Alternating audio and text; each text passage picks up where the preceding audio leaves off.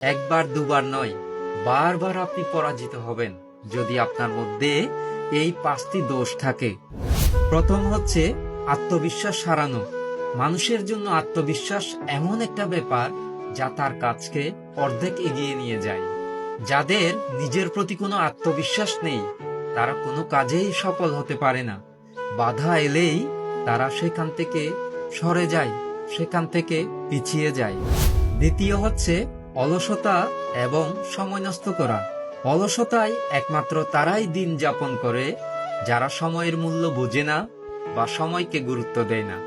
চলে যাওয়া এই মুহূর্তটা আর যে ফিরে পাবো না, যার মধ্যে এই উপলব্ধি না জন্মায়, সে কিভাবে সময়ের মূল্য দেবে? সে কিভাবে কাজে আগ্রহী হবে? তৃতীয় হচ্ছে নেতিবাচক চিন্তা এবং হিংসা করা।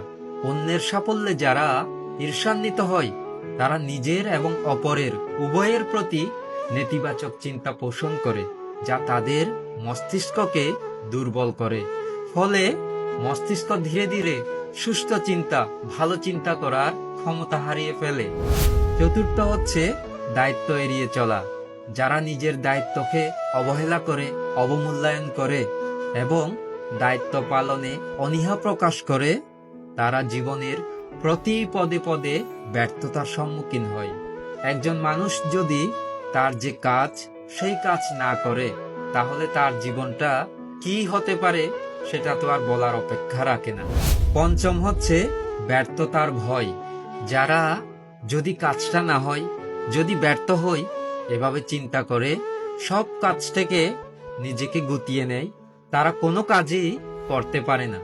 কারণ কাজ শুরু করার আগেই তারা হেরে বসে আছে।